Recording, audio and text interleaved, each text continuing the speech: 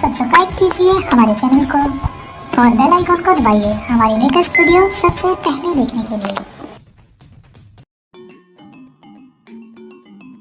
ओम के नियम से हमने विद्युत धारा और विभवांतर के बीच एक बहुत ही सुंदर संबंध को जाना। दोनों से जुड़ा एक संबंध जिसे प्रतिरोध कहते हैं उसके बारे में भी जाना। हमने ये भी देखा कि प्रतिरोध के बढ़ने या घटने से परिपथ पर क्या प्रभाव पड़ता है। अलग अलग वस्तुओं में अलग अलग प्रतिरोध होता है, लेकिन सवाल ये है कि ये प्रतिरोध मोटे तौर पर किन चीजों पर निर्भर करता है। आज की वीडियो में हम देखेंगे कि प्रतिरोध किन किन कारकों पर निर्भर करता है और साथ ही प्रतिरोध को परिपथ में लगाने के विभिन्न परिस्थितियों पर भी प्रकाश डालेंगे। चलिए एक एक्टिविटी करके देखते हैं। इस एक्टिविटी को करने के लिए हमें 3 नाइक्रोम के तार के टुकड़े जिनकी लंबाई 1.5 मीटर, 1 मीटर और 2 मीटर हो। नाइक्रोम का तार ना हो तो दूसरा कोई तार भी लिया जा सकता है। एक 1.5 मीटर मोटे नाइक्रोम के तार का टुकड़ा, एक एमीटर, एक स्विच, एक 9 वोल्ट की बैटरी और परिपथ को जोड़ने के लिए तार। परिपथ को इस तरह से जोड़े। 1.5 मीटर तार को जोड़ने के बाद जैसे ही स्विच ऑन करेंगे हमें एमीटर में एक रीडिंग मिलेगी। उसे टेबल में लिख लेते हैं। हम जानते हैं कि परिपथ को जोड़ने वाले तारों के कारण भी विभवांतर में गिरावट होती है, लेकिन यह सिद्धांत को समझने के लिए उस गिरावट को विचार में नहीं लिया गया। इसलिए जितना विभवांतर बैटरी उत्पन्न कर रही है उतना ही हिसाब में लिया है। अब इस तार को 1 मीटर वाले तार से बदलकर देखते हैं। ये क्या, एमीटर की रीडिंग में बदलाव आया है। चलिए अब 2 मीटर वाला तार लगाकर देखते हैं। रीडिंग फिर बदल गई। यदि ध्यान से देखें तो पता चलेगा कि तार की लंबाई बढ़ाने से विद्युत धारा का मान कम हो रहा है, लेकिन विभवांतर तो बराबर ही है। इसका मतलब ये है कि परिपथ में प्रतिरोध बढ़ रहा है। यदि प्रतिरोध का मान ज्ञात किया जाए तो एक पैटर्न दिखेगा। तार की लंबाई को बढ़ाने से प्रतिरोध भी बढ़ जाता है।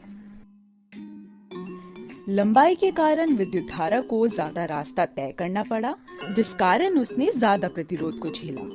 यही कारण है कि प्रतिरोध बढ़ा और विद्युत धारा का मान कम हुआ। दूसरे केस में एक मोटा तार लगाकर देखते हैं और एमीटर की रीडिंग को पहले वाले केस से तुलना करते हैं। हमने देखा कि मोटा तार लगाने से विद्युत धारा के मान में बढ़ोतरी हुई। इसे देखें तो जानेंगे कि तार के मोटे होने के कारण विद्युत धारा का प्रवाह बढ़ जाएगा और प्रतिरोध कम होगा।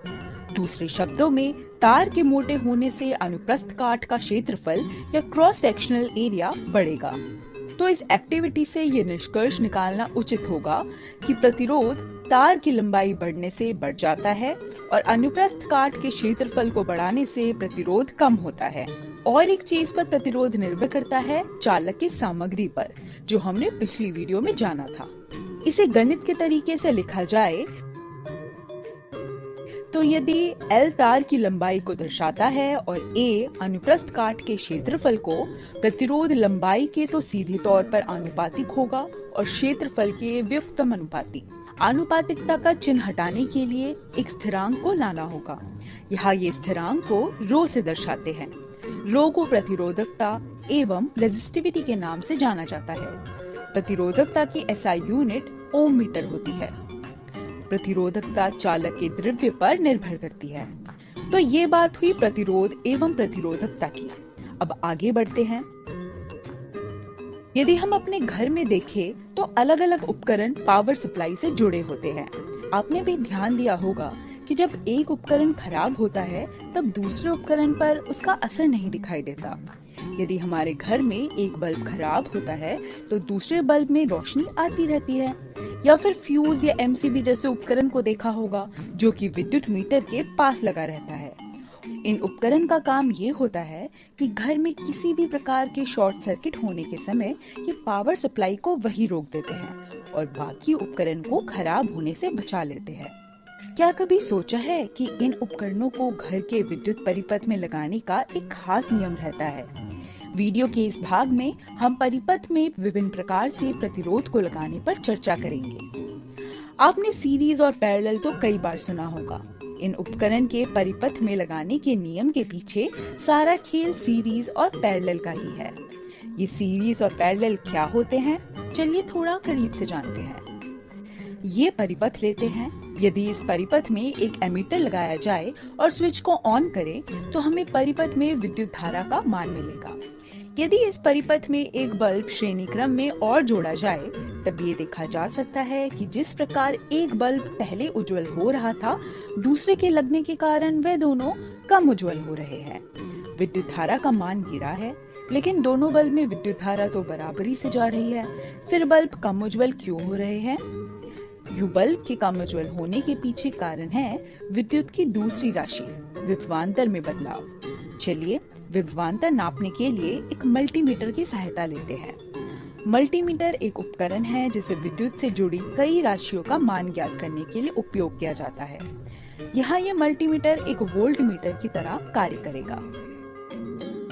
यदि मल्टीमीटर को इन बिंदुओं पर लगाए तो हमें 9 वोल्ट मिलेगा और इसी को हम दोनों बल्ब के साथ लगाए तो रीडिंग कुछ इस तरह दिखेगी।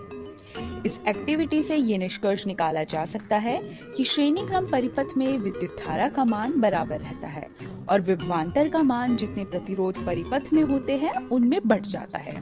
दूसरा निष्कर्ष ये निकला कि परिपथ में लगे सारे प्रतिरोध के अंतर्गत विभवांतर को जोड़ा जाए तो वह परिपथ में लगे संपूर्ण विभवांतर के बराबर होता है। इसी निष्कर्ष को सूत्र की तरह लिखा जा सकता है और साथ इस सूत्र में ओम का नियम लगाया जाए तो कुछ इस तरह का समीकरण मिलता है। विद्युत धारा पूरे परिपथ में बराबर है तो आखिर में कुछ इस तरह का समीकरण प्राप्त होगा। ये कहना उचित होगा कि श्रेणी क्रम में सभी व्यक्तिगत प्रतिरोध को जोड़ा जाए तब ये जोड़ परिपथ में समस्त प्रतिरोध बताएगा। दूसरे केस में यदि एक बल्ब को दूसरे से ना जोड़कर बल्कि दोनों बल्बों को समानांतर रूप में परिपथ में जोड़ा जाए तो वह समानांतर क्रम परिपथ कहलाता है। समानांतर क्रम श्रेणी क्रम से विपरीत रहता है। यहाँ देखें तो दोनों बल्ब बराबरी से उज्जवल हो रहे हैं, जिसका मतलब है कि दोनों बल्बों में विभवांतर की मात्रा बराबर है। साथ ही विद्युत धारा 2 भाग में बढ़ती नजर आ रही है। गौर से देखें तो संपूर्ण विद्युत धारा इस केस में बढ़ गई है, जबकि बैटरी हमने पहली वाली ही उपयोग की है। तो ये निष्कर्ष निकाला जा सकता है कि समानांतर क्रम में प्रतिरोध के समक्ष विभवांतर तो बराबर रहता है, लेकिन विद्युत धारा परिपथ में बंट जाती है। यदि प्रतिरोध की संख्या बढ़ाई जाए तो विद्युत धारा उतनी ही बार बढ़ जाएगी। तो यह व्यक्तिगत विद्युत धारा को जोड़ा जाए तो परिपथ में संपूर्ण विद्युत धारा का मान मिलेगा। यह भी ओम का नियम लगाकर समीकरण को इस रूप में लिखा जा सकता है। विभवांतर बराबर होने के कारण समानांतर क्रम में लगे प्रतिरोध में कुछ इस तरह का संबंध मिलेगा। यदि प्रतिरोध की संख्या बढ़ा दी जाए तो वह इस समीकरण में बढ़ती रहेगी। यही कारण है कि हमारे घर में सभी विद्युत से चलने वाले उपकरण समानांतर क्रम में लगे रहते हैं, ताकि सभी को अपनी प्रतिरोध अनुसार विभवांतर मिल सके और एक उपकरण के खराब होने का दूसरे पर असर न पड़े। इसी प्रकार फ्यूज श्रेणी क्रम में इसलिए लगाया जाता है ताकि सारी विद्युत धारा इससे होकर गुजरे और शॉर्ट सर्किट के समय कोई दूसरा उपकरण खराब ना होकर ये विद्युत की सप्लाई को वही रोक दे। तो आज की वीडियो में हमने जाना कि प्रतिरोध किन कारकों पर निर्भर करता है और साथ ही प्रतिरोध को भी परिपथ में लगाने के विभिन्न तरीकों को समझा। उम्मीद है कि आपको इस वीडियो में सब समझ आया होगा। साथ ही आप ये भी समझे होंगे कि किस तरह घर में लगे विभिन्न उपकरणों के चलने के पीछे क्या राज होते हैं। आने वाली वीडियोस में हम इनको और करीब से जानेंगे।